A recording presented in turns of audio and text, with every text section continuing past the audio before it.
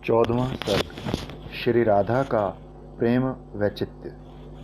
अनंतर सखी वृंद के मुख सौरभ से आकृष्ट होकर एक भ्रमर उनके मुख कमल पर गिरने जा रहा था कि सखियों ने उसे उड़ा दिया। वो श्री राधा के मुख कमल के पास जा पहुंचा और उसके सौरभ से मतवाला हो गुनगुनाता हुआ वहीं इधर उधर मंडराने लगा।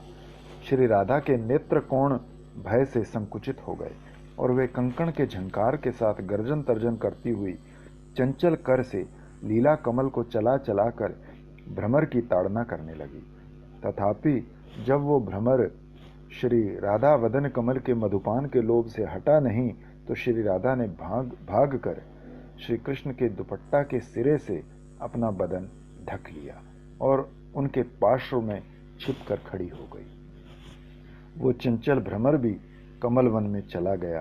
तब सखियों ने श्री राधा से कहा, सखी राधे, तुम और भय मत करो, हम लोगों के निवारण करने से वो शठ मधुसूदन भ्रमर कृष्ण पद्म वन को चला गया है। सुनते ही श्री राधा को ऐसा बोध हुआ कि मधुसूदन अर्थात श्री कृष्ण पद्माली अर्थात पद्मा की सखी चंद्रावली के समीप चले गए हैं। अतएव आढ़्यम करणी मतलब धनी बनाने वाली सुभंग करणी, सौभाग्यशालिनी बनाने वाली स्थूल करणी एवं अंधकरणी रूपा उन्नत संपत्ति ने श्री राधा को बोध शून्य अंधवत कर दिया और वे समीपस्थ श्री कृष्ण का भी अनुसंधान नहीं पा सकी। उसी समय इंगितज्ञ श्री कृष्ण ने इंगित द्वारा सखियों को निवारण किया और उन्होंने भी श्री राधा की प्रेम चेष्टा से विस्मित होकर श्री कृष्ण का ही पक्ष ग्रहण कर लिया। तब कांता श्री राधा प्रेम वैचित्य के कारण विभ्रांत होकर ये समझ बैठी कि कांत श्री कृष्ण कांतांतर अर्थात अन्य कांता चंद्रावली के समीप चले गए हैं। तब तो क्रोध प्रकाश पूर्वक धनिष्ठा के निकट जाकर उससे कहने लगी, अरे धनिष्ठे, कपट नाट्य की नटी अर्थात महाकपटनी वो धृष्ट नट कहाँ गया है? धनिष्ठा ने कहा, सखी राधे, तुम्हारे निज प्रीतम श्री कृष्ण तुम्हारे लिए पुष्प चयन करने पद्माली यानी पद्मवन गए हैं। श्री राधा, हे कपटनी, यदि वे उस पद्माली यानी चंद्रावली को ले आए तो क्या होगा? धनिष्ठा, वो चंद्रावली तुम्हारी बदन कांति से मलिन हो जाएगी अर्थात उसकी शोभा नष्ट हो जाएगी। श्री राधा, अरे धनिष्ठे, इसमें तुम्हारा कोई दोष नहीं। मैं मूढ़ हूँ जो मैं ये सुन करके भी कि श्री कृष्ण शैव्या के साथ सघन वन में गए हैं। कपटनी दूती, तुम्हारी बातों में विश्वास करके उस शठ श्री कृष्ण के समीप आकर ठगी गई हूँ।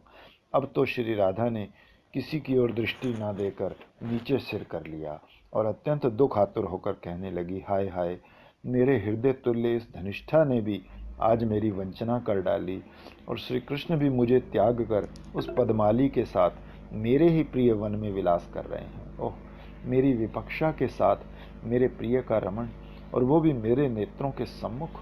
हा कष्ट, इस जगत में चिरंजीवियों को क्या क्या नहीं देखना पड़ता, अर्थात मैं कहीं चिरंजीवनी हुई तो ना जाने और क्या क्या देखना पड़ेगा। अतः मेरे लिए मृत्यु ही श्रेय है। परंतु हे राधे, ऐसा तुम किस कारण से कह रही हो? मानो इसका उत्तर देती हुई पुनः बोली, हाय, कितने दुख की बात है कि इसे क्या कोई सह सकता है जो ये शठ बुद्धि श्री कृष्ण मेरे कुंड के तीरवर्ती कुंज में कोई निभृत स्थान में पद्माली चंद्रावली को छिपाकर रखा में और फिर हम लोगों को यहाँ बुलवा कर मीठी झूठी बातें सुना सुना करके हमको छोड़कर उस पद्माली के पास चले जाएं। ये सुनकर ललिता ने कहा, सखी राधे, मैंने तो श्री कृष्ण की ऐसी ऐसी धृष्टता अनेक बार देखी है, परंतु तुम तो सरला हो, कुछ नहीं जानती हो। आओ चलें अपने घर। ये कहकर ललिता श्री राधा का हाथ पकड़कर घर ले जाने को उद्यत हुई तो श्री राधा श्री कृष्ण के विरह में भीता, दीना, आर्ता व उत्कंठिता होकर ललिता से बोली, सखी ललिते, श्री कृष्ण अविद्यमान गुणों की ही चिंता करते हैं और दुष्ट दोषों को ग्रहण ही नहीं करते। अतः ये कुटिल चित्त उनको देखने के लिए लालायित रहता है। ये मेरे चित्त का ही दोष है, बताओ मैं क्या करूं? साठी धान पकने पर भी बाहर से ढका ही रहता है, बाहर निकलता नहीं है। ऐसे ही स्त्रियों की कामज लालसा बढ़ने पर भी बाहर कभी प्रत्यक्ष नहीं होती है। ये सोचकर ललिता बोली, हे सखी, अपनी चित्त वृत्ति बताओ तो सही। तो ललिता द्वारा प्रेरित होने पर श्री राधा बोली, सखी ललिते, कानों को व्यथा पहुंचाने वाली नारियों की नीति की बात छोड़ो। इन नीति वार्ताओं से मेरे प्राण निकले जाते हैं, हृदय फटा जाता है, सिर में चक्कर आ रहा है। सो यदि ये कहो कि इससे तो मान आदि नहीं रहेंगे, तो फिर मैं कहती हूँ कि मान का नाश हो जावे और धैर्य के साथ महत्व व लज्जा भी दूर चली जावे। हाँ हाँ ललिते, मैं तुम्हारी वंदना करती हूँ, तुम शीघ्र ही लाकर उस प्राण प्रीतम के दर्शन करा दो। ललिता बोली, सखी राधे, श्री कृष्ण तो धूर्तों के राजा हैं, उस पर बहु रमणी लंपट हैं, और तुम्हारी सी सरलता एवं चंचलता भी और किसी रमणी में नहीं दिखाई देती। अतः तुम्हारी इस निरुपम चंचलता को देखकर वो तुम्हें इससे भी और अधिक वंचना करेंगे। तुम्हारे चरित्र से हम पहले ही मर रही हैं, अब मरी को तो और मत मारो। अर्थात जो कुछ चंचलता की सो की, अब और अधिक चंचल मत बनो। ये सुन श्री राधा अत्यंत कातर होकर बोली, सखी, इससे भी अधिक प्रवंचना और क्या हो सकती है, जिसके द्वारा वे मोरी और अधिक दुर्दशा कर सकते हैं। इस प्रकार कहती कहती उसको ये भ्रम हुआ कि कोई एक कांता को आलिंगन किए हुए श्री कृष्ण आ रहे हैं। वो कांता भी कैसी है कि पीठ की ओर से उसे श्री कृष्ण आलिंगन किए हुए हैं। श्री कृष्ण के अंग में श्री राधा को अपना प्रतिबिंब इस ढंग से दिखाई देता है, अतः यहाँ भी वैसा ही देख रही है। इस प्रकार अपने ही सम्मुख अपनी सी चेष्टा करने वाली प्रतिबिंब रूपणी उस कांता को देखकर श्री राधा ने उसे पद्मा की सखी चंद्रावली ही समझा तथा लज्जा व ईर्ष्या से मुख फेर कर क्रोध से थर थर कांपने लगी।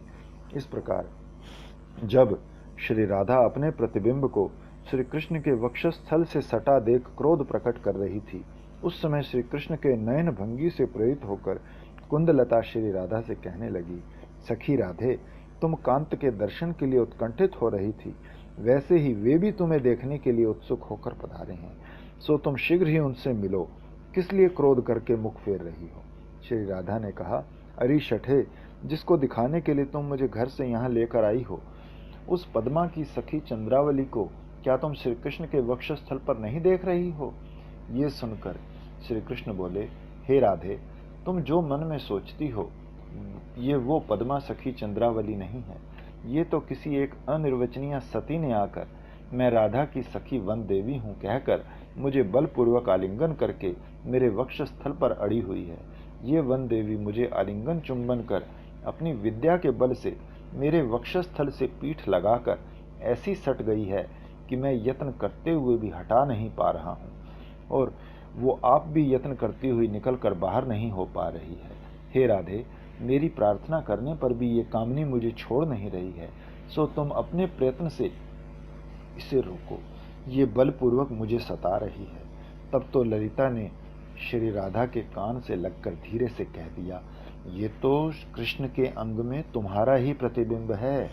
सुनते ही श्री राधा ने सिर नीचे कर लिया। ये देख श्री कृष्ण और सब सखियां जब हंसने लगी तो कुंदलता बोली, सखी राधे, बड़ा विचित्र है तुम्हारा ये प्रणयाख्य नृत्य, यानी प्रेम की विचित्र गतिविधि, जो तुम नेत्रों के सम्मुख स्थित प्रीतम को तो देख नहीं पाती हो और अपनी छाया को दूसरी रमणी समझती हो और सब ठोर चंद्रावली की ही शंका करती हो।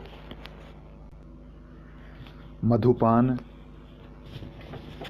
इस प्रकार हिंडोल लीला परायण श्री कृष्ण रूपी जलधर गोपांगना रूपी सौदामिनी गण के द्वारा वेष्टित होकर कुंदलता वृंदा आदि के नेत्र रूपी चातकी समूह की तृष्णा को हरते हुए लीला रूप सलिल की वर्षा धारा से विश्व को सींचते हुए वृंदावन में जय युक्त हो रहे थे। तब श्री कृष्ण उन रमणियों सहित सुशीतल छाया युक्त मधुपान वेदिका में प्रवेश कर विश्राम सुख का अनुभव करने लगे। स्वर्ण हार में विविध रत्नावली जटित इंद्रनीलमणि की जैसी शोभा होती है, वैसी ही शोभा उस समय श्री कृष्ण की हो रही थी, जो वाम और दक्षिण दोनों पार्श्व से अग्रभाग पर्यंत मंडलाकार में अवस्थित कमल नयन ब्रज सुंदरियों के मध्य में नाना अलंकार व पीतांबर धारण कर विराजमान थे। तब सखियां कमल कुल श्रेष्ठ अपने अपने करों में शीघ्र बड़े बड़े चंवर ले लेकर वेदिका पर विहार से श्रांत प्रियतमा श्री राधा सहित विराजमान निज कांति से मदन जयी श्री कृष्ण को आनंदपूर्वक बीजना करने लगी। सखियों ने पाद संवाहन व चामर व्यजन द्वारा श्री कृष्ण और उनके परिकर का श्रम दूर किया। तब वृंदा देवी ने मधुपूर्ण पान पात्र लाकर श्री राधा श्री कृष्ण के सम्मुख रख दिया। तब वर्तनु श्री राधा व श्री कृष्ण दोनों ने उस पान पात्र की ओर एक ही समय दृष्टिपात किया। दोनों के मुख उसमें प्रतिबिंबित हुए। ऐसा बोध हुआ कि उसमें दो कमल उदय हो आए हैं, एक नील कमल कृष्णमुख और दूसरा कनक कमल राधामुख, जिन पर दो दो खंजन नयन नृत्य कर रहे हैं। उस समय श्री राधा के नयन रूप भ्रमर युगल झट नील पद्म पर जा पड़े। वो कृष्ण वदन का प्रतिबिंब नील पद्म अपने अतिशय कांति रूप मधु से परिपूर्ण था। उस पर श्री राधा के नेत्र भ्रमर गड़ गए, वहां से निकलने में असमर्थ हो गए। उसी प्रकार श्री राधा मुख के प्रतिबिंब रूप स्वर्ण कमल पर श्री कृष्ण के नेत्र भ्रमर पड़कर निकलने में असमर्थ हो गए।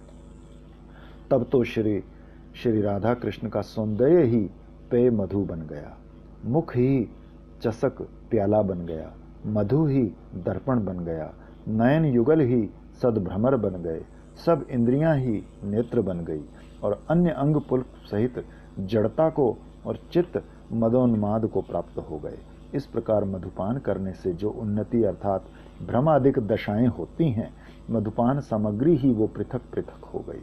तब कुंदलता ने श्री राधा कृष्ण से कहा, हे कमल नयनी राधे, हे कमल नयन कृष्ण, ये मधु पहले तुम दोनों ने अपने अपने नेत्रों द्वारा पान किया था। अब नयन कमल व वदन कमल से सुवासित इस मधु को तुम दोनों रसना द्वारा पान करो। तब रामानुज श्री कृष्ण ने पान पात्र ग्रहण करके हे प्रिय पान करो कहते हुए उसे प्रियतमा के मुख कमल के समीप ले गए। तब श्री राधा ने लज्जा से नतमुखी होकर पान पात्र श्री कृष्ण के हस्त से अपने हस्त में ले लिया। फिर सुधावदनी श्री राधा ने अंचल से अपना मुंह ढक मधु को एक बार सूंघ करके उसे अपने अधर स्पर्श से सुवासित करके उसे प्रीतम के हस्त में अर्पण किया। इस मधु को श्री कृष्ण ने अति स्पृहा यानी अत्यंत चाव के साथ पान किया। अति स्पृहा के चार कारण हैं। एक, ये प्रिया टवी अर्थात प्रिय वृंदावन के वृक्ष लताओं से उत्पन्न होने से प्रिय है। दूसरा, प्रिया के अधर स्पर्श से सुवासित है। तीसरा, अपने प्रियागण के परिहास से भी सुरभित है। तथा चार, स्वयं प्रियतमा श्री राधा के कर कमलों द्वारा अर्पित है। तब श्री कृष्ण ने प्रियतमा श्री राधा के गुण से अतिशय स्निग्ध होकर अपने अधर कमल से सुवासित मधु को प्रियतमा के कर कमल में अर्पण किया। श्री राधा ने भी वस्त्र से वदन ढककर प्रियतम के अधर सुवासित मधु का पान किया। फिर वृंदा देवी ने श्री राधा कृष्ण के पान अवशिष्ट मधु से पान पात्रों को भर भर कर कुंदलता के साथ उन्हें सखियों के आगे सादर समर्पण किया। इस प्रकार वृंदा, कुंदलता आदि समस्त सखियों के द्वारा ललिता, विशाखा आदि सखियों के आगे मधुपान पात्र अर्पण किए जाने पर श्री कृष्ण अपनी विचित्र विद्या द्वारा उन सब सखियों के दक्षिण भाग में प्रकाशित हो जाने पर भी किसी को उनके दर्शन नहीं हुए, किंतु सुधापानकारिणी उन सब सखियों को केवल इतना ही दर्शन होता था कि वे अपने पास अवस्थित श्री कृष्ण को मधुपान करा रही हैं और आप भी कर रही हैं। अब तो श्री कृष्ण की मधुपान करने की तृष्णा को परितृप्त करने के लिए सखियों के वे मुख ही पान पात्र बन गए। कैसे थे वो मुखमंडल? उनमें कदम्ब पुष्प का रस पान के मद से मतवाले घुमघुमारे अरुण कोने वाले प्रफुल्ल लोचन समूह थे। उनके सौरभ से अलिकूल आहूत व आमोदित हो रहे थे। उन पर हास्य चंद्रिका युक्त अधर पल्लव सुशोभित थे तथा उनमें श्री कृष्ण के नयन युगल व जिह्वा द्वारा आस्वादनीय प्रचुर लावण्य व आसव परिपूर्ण था। इस प्रकार मधु के मद से मतवाले चित्त वाले श्री कृष्ण के मधुपान के लिए काम मद वाली मृगलोचनी ब्रज कामिनियों के वदन कमल ही पान पात्र बन जाने पर श्री कृष्ण के अधर भी उन मृग नयनियों के लिए पान पात्र बन गए। अर्थात श्री कृष्ण और सखियां एक दूसरे का अधरामृत पान करने लगे। तब वृंदा देवी ने अपनी सेविका गण सहित वृंदावन नाथ श्री श्री राधा कृष्ण व सखियों के सम्मुख नानाविध विदंश यानी मधुपान के बाद की भोज्य वस्तु के साथ नानाविध मधुरस भी समर्पण किए। उस विदंश और मधुरस को श्री कृष्ण और सखीगण एक दूसरे को पान कराने लगे और स्वयं भी करने लगे। उस समय एक पान पायन माधुरी का उदय हुआ। वो वृंदा आदि परिचारिका गण के नेत्रों को चिरकाल तक उन्मत्त करने के लिए एक अपूर्व मदिरा तुल्य था। तब एक विभ्रांत हुआ जो निरंतर मधुपान करने के कारण कांता के सुस्वादु अधरोष्ट तो मधुपानांतर भोज्य वस्तु बन गए, जिनका निरंतर पान करने से मदन मद व मधुमद से अधिक मतवाले बनते गए। मदपान की तृष्णा बढ़ती गई और परस्पर मदपान भी बढ़ता गया, यहाँ तक कि अधरपान और मधुपान का निश्चय भी नहीं हो सका। अर्थात क्या मधु है और क्या अधर है, कौन कांत है कौन कांता है, इन सब का ज्ञान लोप हो गया। उस समय एक तो बसंत के समागम से मदन जनित मद और दूसरा मधुपान का मद और तीसरा कृष्ण स्पर्श जनित मद, इन त्रिविध मदों से वरांगनाएं अत्यंत व्याकुल हो गई। उनके अंग प्रत्यंगों से वसन भूषण खिसल रहे हैं, फिर भी सुध नहीं कि उन्हें देखें संभालें। हंसी का कारण न होने पर भी असमय पर उच्च हास्य कर रही हैं, बिना प्रश्न के उत्तर दे रही हैं, अकारण ही प्रलाप कथन कर रही हैं। ऐसे ऐसे वारुणी पान के लक्षण व्रजांगनाओं में प्रकट हो रहे थे। निधुवन में रहस्य क्रीड़ा में प्रिय के साथ पहले प्रियतमा का गमन, वसन केश वाणी का स्खलन मधुपान के कारण पूर्वोक्त कार्यों के घटने से इसने श्री कृष्ण की प्रीति में सहायता ही की, बाधा नहीं दी। और भी वर्णन करते हैं। वाणी का गदगद हो जाना, गति में स्खलन, केश व वसन की अस्त व्यस्तता, नेत्र कोनों में लालिमा, बदन से सुबास निकलना, नेत्रों का घूमना, परिहास में स्पष्टता, दृष्टि में भ्रम का भाव एवं तत्त लीला चेष्टा आदि कार्यों में धृष्टता, ऐसी ऐसी चेष्टाएं जो वृक्षज गुड़ज व पुष्पज इन तीन प्रकार के मधुपान से सुलोचना ब्रजांगनाओं में उत्पन्न हुई थी, उन्होंने श्री कृष्ण के मन को प्रसन्न ही किया। ब्रज कमल नयनियों का श्री कृष्ण के प्रति जो गाढ़ अनुराग है, वो स्त्री स्वभाव जन्य लज्जा के कारण हृदय में ही गूढ़ भाव से वर्तमान रहता है, किंतु वही लज्जा मधुमद के आडंबर को सहन करने में असमर्थ होकर हृदय से बाहर निकल आई और उनके नयन कमलों में वास करने लगी। कोई एक नवीना किशोरी नया नया मधुपान करने के कारण नेत्रों को घुमाती, मद में माती अति विहल हो प्रलाप कथन करने लगी। प्रलाप ललिते देखो, श्री राधा कृष्ण तुम लोगों के मंडल के साथ चारों ओर भ्रमण कर रहे हैं और विपिन और मही भी श्री राधा कृष्ण के साथ आकाश में गमन कर रहे हैं। हाय, ये सब कैसे हो गया। तब पद्मिनी समूह में त्रिशातुर भ्रमर की भांति गोपांगनाओं के साथ अति धृष्ट श्री कृष्ण विलास करने लगे। आहा, कैसी है श्री कृष्ण की शोभा माधुरी कि अपने सौरभ से दूरगामी अतिकुल को आकृष्ट करने वाले प्रफुल्ल पंकज से भी अधिक शोभा युक्त है उनका मुख कमल।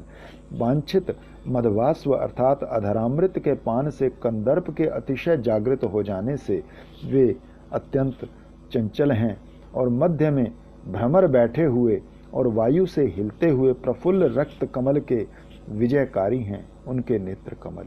अब श्री श्री राधा कृष्ण मदमाती रमणेच्छा और शयन इच्छा रूप युक्त दो सखियों के द्वारा सेवित होने लगे, अर्थात लीला विलास करके निद्रित हो गए। अन्य अन्य सखियां केवल शयन इच्छा सखी के वश में हो निद्रा से विवश हो सो गई।